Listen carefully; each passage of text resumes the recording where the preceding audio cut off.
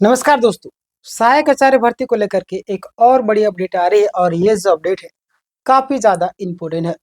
जहाँ पे हम बात करने वाले हैं प्रदीप कुमार का जो जजमेंट है और परिमल कुमार का जो जजमेंट है उसको लेकर हम बात करेंगे।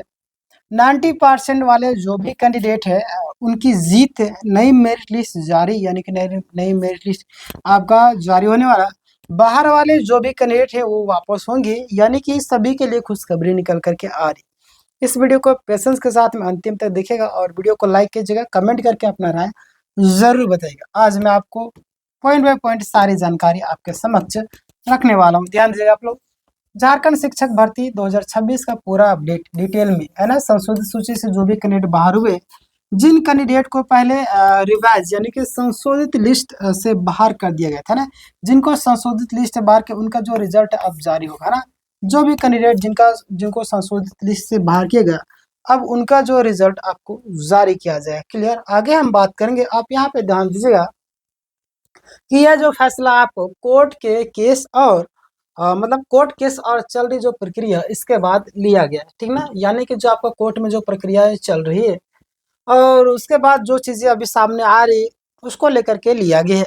यानी कि प्रदीप कुमार का जो केस का जो अपडेट है उसको लेकर के क्या बातें निकल कर के आ रही। हालांकि प्रदीप कुमार और परिमल कुमार का जजमेंट को लेकर के सारे लोगों के मन में अलग अलग राय है। सभी लोग बटे हुए, हालांकि एक तरीके से सबका राय नहीं है। यहीं पे छात्र क्या करेंगे भाई, जिनके मन में जितना सोचने के कैपेसिटी है उसके अनुसार वो सोच रहा है, जिसके पास जितनी जानकारी है उसके अनुसार वो जानकारी दे रहा है। तो मैं आपको यहाँ पे बताने वाला प्रदीप कुमार का जो केस का जो अपडेट है वो क्या है। प्रदीप कुमार का वाला जो जजमेंट है वो हटने की संभावना बताई जा रही। हालांकि एक चीज मैं बताऊंगा कि बहुत सारे लोग ये भी घबरा रहे कि हट जाएगा तो कहीं हमारा नौकरी तो नहीं जाएगा। तो मैं आपको बताना चाहूँ हटेगा या नहीं हटेगा ये तो बात की बात है, ये तो कोर्ट के डिसाइड करेगी। बट कोर्ट ये नहीं चाहेगी कि कोई भी छात्र जिनका नौकरी लग गया उनका नौकरी चला जाए। वो चाहेगी कि नौकरी किसी भी हद तक बचाया जा सके, क्योंकि नौकरी लेने के लिए बहुत ही जद्दोजहद करना पड़ता है। ये कोर्ट भी समझती है, जज साहब समझेंगे, है ना। तो घबराने की जरूरत नहीं है। इसका सीधा फायदा आपको बाहर किए गए जो भी कैंडिडेट है उनको मिलेगा, यानी कि वो शामिल होंगे, उनका रिजल्ट भी जारी हो जाएगा, ठीक ना। तो जो लोग यहाँ पे बाहर हुए वो लोग अंदर हो जाए। हालांकि परिमल कुमार का जजमेंट को लेकर के आप सभी क्या सिचुएशन बन रहा है आप सभी तो जानते ही होंगे। हालांकि उसके बारे में मैंने कई बार वीडियो के माध्यम से आपको बताया भी है। क्लियर। तो आगे हम बात करेंगे। यहाँ पे आप गौर कीजिएगा ये काउंसलिंग डेट का जो महत्वपूर्ण जो अभी निकल करके आ रही है उसको देखिएगा। काउंसलिंग आपको जो मई के पहले सप्ताह में शुरू होने की संभावना बता दी। कब? मई, है ना। मई के पहले सप्ताह में आपका, क्लियर, ये आपको बताई जा रही कि इसमें आपको क्या बोलते हैं संभावना बनी है ना। संभावित डेट जो निकल कर आ रही है 4 मई से आपका 9 मई के बीच में, 4 से 9 यानी कि 4 से आपका 9 के बीच में बताई जा रही है। पूरे महीने में मई यानी कि सभी छूटे हुए जो भी कैंडिडेट है उनकी जो काउंसलिंग प्रकार मतलब काउंसलिंग जो प्रक्रिया उसको पूरी कराई जाएगी, है ना। जो भी कैंडिडेट बाहर छूट रहे हैं उनकी जो प्रक्रिया है वो आपको पूरी करवाई जाएगी। ये बातें निकल कर अभी सामने आ रहे हैं। क्लियर। आगे हम बात करेंगे। यहाँ पे ध्यान दीजिएगा। झारखंड के सभी 24 जिलों में काउंसलिंग होगी, ठीक ना। और किन कैंडिडेट्स का रिजल्ट पहले आया था यहाँ पे देखिएगा कि क्लास 1 to 5, 6 to 8 दोनों कैंडिडेट जिनका डीबी यानी डॉक्यूमेंट्स वेरिफिकेशन हो चुका था, यानी कि एनसीएल जो डॉक्यूमेंट्स में जो इशू था, है ना, इन लोगों को जो आपका सारी प्रक्रिया आपको आगे बढ़ चुकी थी, यानी इनका जो रिजल्ट बाद में आया था, जिनकी काउंसलिंग अब होगी, समझ में। यानी कि अब जो इनका काउंसलिंग होने वाला है। क्लियर। यहाँ से भी आपको समझ में आ गया। आगे बात करते हैं। जो चीजें आपको समझ में नहीं आएगी आप मुझे कमेंट कीजिएगा, ठीक है ना। चलिए, बाहर क्यों किया गया था कैंडिडेट के, इसको लेकर के हालांकि आप सभी जान भी रहे हैं, लेकिन फिर भी मैं आपको कुछ चीजें बता देता हूँ कि मुख्य कारण था आपका जीटेट में आपका 90% वाला जो आपका मामला था, हाँ 90 से आपका कम अंक, है ना, यानी कि बिलो 90 मार्क्स, ठीक है। लेकिन मुद्दा यह उठा, अगर कैंडिडेट अनरिजर्व यानी कि जनरल नहीं है तो रिलैक्सेशन मिलना चाहिए, बिल्कुल मिलना चाहिए, क्यों नहीं मिलना चाहिए, ये तो 100% तय है। रिलैक्सेशन मिलता है मतलब मिलता है, इसमें कोई दोहराया नहीं। हर एक जगह रिलैक्सेशन है तो जहाँ जहाँ पे जरूरी है भाई वहाँ वहाँ तो आपको देना ही पड़ेगा, ठीक है ना। तो ये मिलना ही चाहिए यहाँ पे। इसी कारण विवाद हुआ और अब क्या अब जो सुधार हो रहा है। क्लियर। चलिए आगे बात करते हैं हम लोग। फोल्डर यानी डॉक्यूमेंट्स का जो अपडेट है, अभी तक क्या सिचुएशन बन रहा है, कहाँ तक मामला पहुंचा है। तो अगर हम बात करें कि कुछ जिलों में है ना, कुछ जिले में आपका कैंडिडेट का जो फोल्डर पहले भेजा गया था, अब जो आपका फोल्डर फिर से जिलों में भेजा जा रहा है। अब जो आपका फिर से जिलों में फोल्डर को भेजा जा रहा है ना, यानी कि यहाँ पे देखिएगा प्रक्रिया, यानी कि मतलब साफ है कि प्रक्रिया दोबारा तेजी से शुरू। अब जो आपका प्रक्रिया अब बहुत ही तेजी से है ना, बहुत ही आपका तेजी से प्रक्रिया आपका बढ़ने वाला है। क्लियर? जी हाँ। आगे बात करते हैं हम कि नियुक्ति पत्र यानी कि अपॉइंटमेंट लेटर अभी जिनको मिलेगा है, जिनका फाइनल रिजल्ट में नाम आया है, समझ रहे, जो भी कैंडिडेट है जिनका फाइनल रिजल्ट यानी कि जो आपका दिसंबर में आया था, आप सभी जानते होंगे, पिछला बार मैंने वीडियो बनाया था उसमें डिटेल में आपको बताया था, उसमें आपको 1 to 5 और 6 to 8 दोनों कैंडिडेट को, ठीक है ना, यानी काउंसलिंग के बाद आपका धीरे धीरे सभी कैंडिडेट को नियुक्ति पत्र मिलेगा। क्लियर? जी हाँ। यहाँ तक आपको क्लियर हो गया होगा, मुझे उम्मीद है। अगर आपके मन में सवाल है जरूर पूछिएगा। अभी तक आपने लाइक नहीं किया, लाइक कीजिए, और सब्सक्राइब नहीं किया, सब्सक्राइब क्योंकि सहायक आचार्य मैंने हजारों छात्रों की हेल्प की, आपकी भी हेल्प करेंगे, ठीक है ना। चलिए पॉइंट नंबर 8 यानी कि कोर्ट केस यानी high court plus supreme court है ना, HC एंड SC यानी कि दोनों को लेकर के बात करते हैं। कैंडिडेट का कटअप को लेकर के बहुत सारे ऐसे कैंडिडेट जिनके कटअप से ज्यादा मार्क्स है ना, बहुत सारे कैंडिडेट ऐसे थे, फिर भी चयन नहीं हुआ, बहुत सारे कैंडिडेट का अभी भी आपका चयन नहीं हुआ। उन्होंने कोर्ट का जो आपका रुख किया है, वो जो कैंडिडेट है वो आपका क्या है, वो कोर्ट का रुख कर लिया। क्लियर? जैसे बात बोलते हैं कि जब न्याय कहीं ना मिले है ना, तो एकमात्र हमारे पास रास्ता बचा होता है वो आपका कोर्ट का। हालांकि कई सारे कैंडिडेट आपका गए विधायक के पास में, यहाँ गए वहां गए, कहीं कुछ नहीं हुआ है ना, सदन में भी आवाज उठा बट कुछ फायदा नहीं हुआ।